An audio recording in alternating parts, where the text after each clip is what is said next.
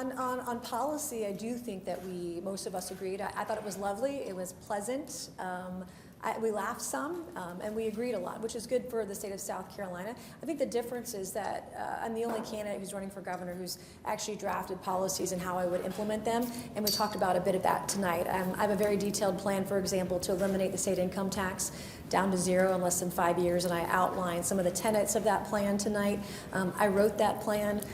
Every piece of policy that I put forward in my run for governor, I've personally drafted. So the gas tax exemption proposal I put out today, I drafted. So, for example, in a conflict, I wrote a proposal that would lift the gas tax or gas fee if it rises above 10% in a 30-day window, and you could do it for 180 days. The legislature could renew it if it needed to, if there was going to be a longer conflict, for example. So I've tried to be detailed on how I would implement that policy in a very substantive manner. Not making for fireworks, but do you believe in a debate like this where everyone does have those kumbaya moments? How do you differentiate yourself from other candidates? Well, I just did. I mean, I was very detailed tonight in all of my policies, more detailed than any candidate, because I've drafted policies. Everything I've talked about, I've drafted a proposal for it, just about. And so I think that's how you differentiate on. We agree on a lot, but it's how would you implement it is probably the biggest differentiator.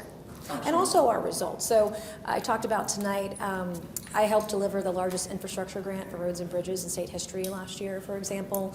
The record I have on providing over $400 million for roads and bridges over the last 2 years. So differentiating ourselves through our actual record and what we've delivered results-wise was also important tonight. Yes, sir. Congresswoman, this is probably the first time we've seen both you and Alan Wilson publicly on stage together for an extended period. And there were pleasantries that seemed like to be exchanged earlier, but it was no secret that you've been very critical of him, especially all of last year, it seemed like. Was there an intention not to go after him this debate for...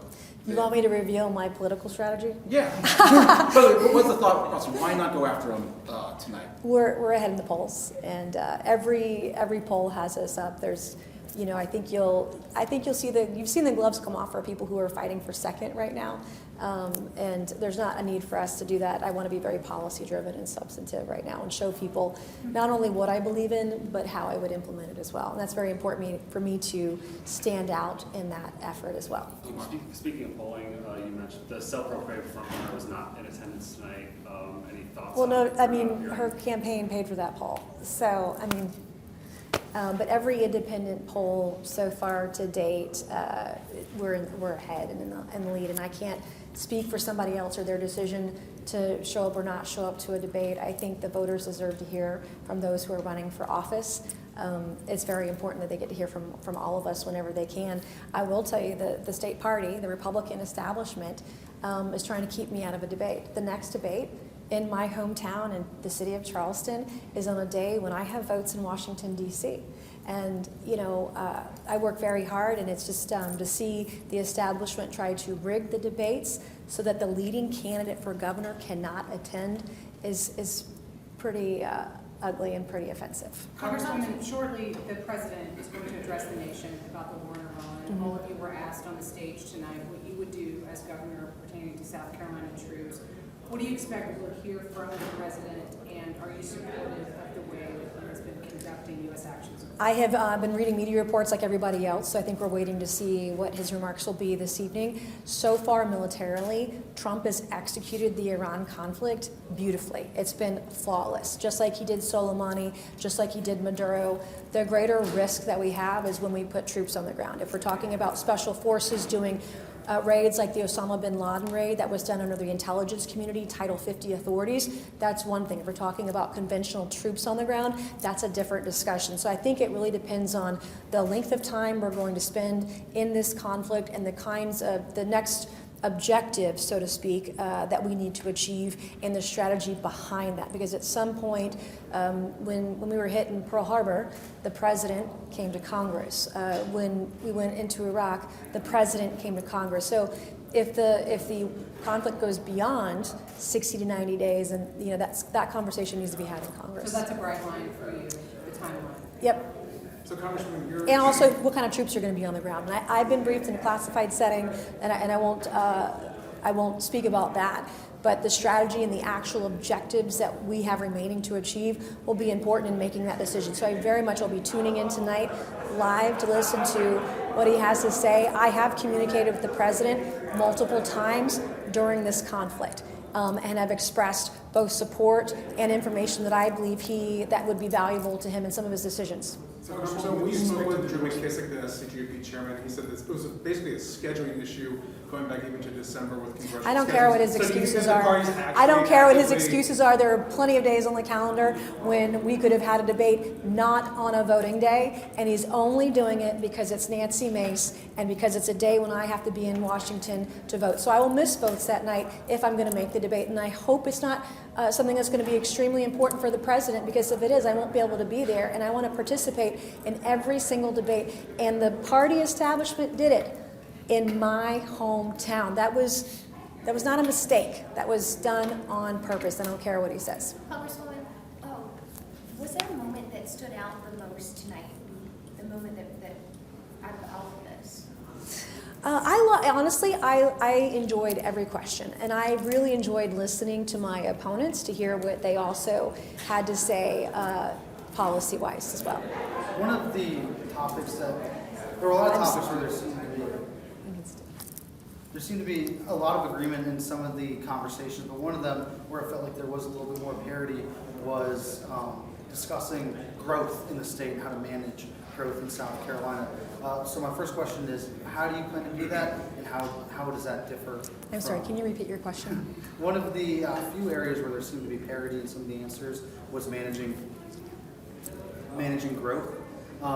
First question, how do you plan to do that, and how does your plan stack up, and how do you prefer that over some of the other cities that were mentioned today? Well, we can't build a wall around South Carolina. I wish we could. We are, according to some folks, the fastest growing state in the country right now. But what we can do is get ahead on our infrastructure projects and being more shovel ready, so that when we have a president who's Republican, when they're doing their infrastructure appropriations, we have more projects that are ready to go and able to do that. But also being able to have standards, right? I run my office like I would run the state of South Carolina with key performance indicators. I want to know that we're going to fill a pothole in 10 days. The other thing we can do is work with local counties, local municipalities, cities, and towns to ensure that they're going after every federal dollar that they qualify for, whether that's infrastructure, whether that's for growth, whether that's working on their strategic planning. I think we could do at the local level. A lot of these local counties don't have a grant writer. Well, a Governor Mace administration will have an office for grant writing to help counties and municipalities go after federal dollars. I think we can do more with strategic planning to ensure that you don't have to go very far to go to the grocery store to get to your job, that we're looking at multi-use types of properties when we are developing, so that we can ensure that people don't have to go very far when they are in their communities. Congresswoman, do you expect an endorsement from President Trump? I don't speak for the president. You'll have to ask him. But I do speak to him. So I spoke with him when the war broke out, probably the last time by phone about 3 weeks ago. And then we communicate as well. I've communicated since then. How important is his endorsement in this race? He's the only endorsement that matters. Has he given you an indication of when it might come? What's that? Has he given you an indication of when an endorsement in this race might come? I don't. You'll have to ask him. He's very busy with the war right now. Congresswoman, obviously we have the largest growing state probably in the United States.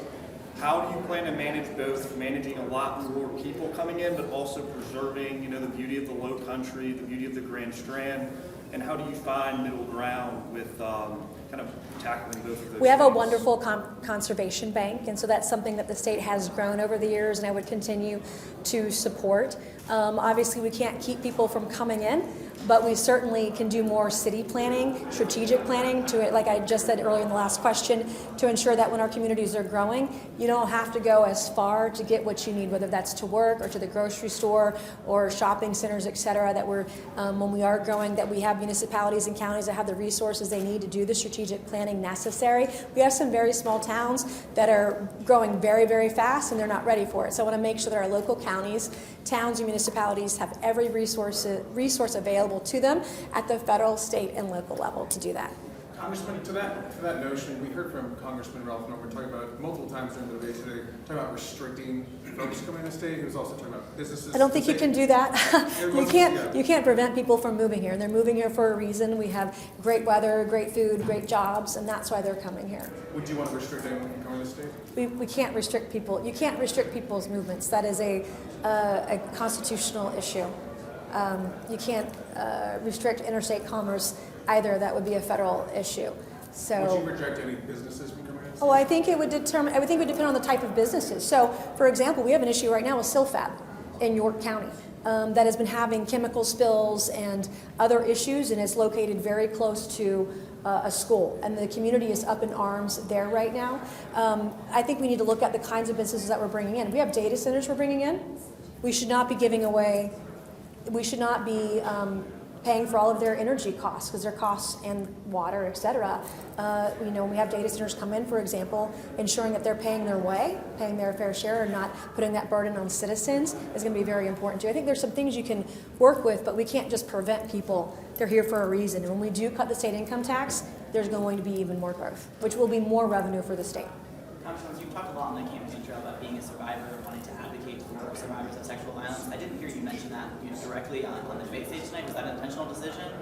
No, I think I mentioned it adjacent to another question. We didn't get asked about it, but when we talk about corruption and the judicial system and the court system, that's really where a lot of that would be more valuable, my experience there, because it's been horrific.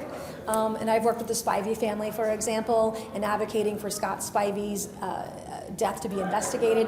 I've worked with Logan Federico's family. I've worked with domestic violence survivors. I've worked with assault survivors. I mean, I meet with rape victims almost every week.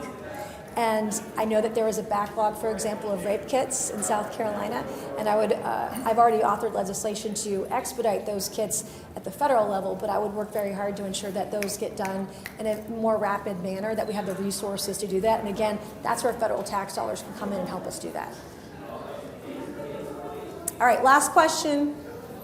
Love y'all, mean it. All right, thank you. And you guys have, okay, you have a question? Okay. Tell us a little bit about your decision to bring Libby. We saw her behind the scenes, kind of sitting by there. Quite an entrance to when you all arrived. I brought my puppy, Liberty, who loves freedom, the Constitution, and bacon.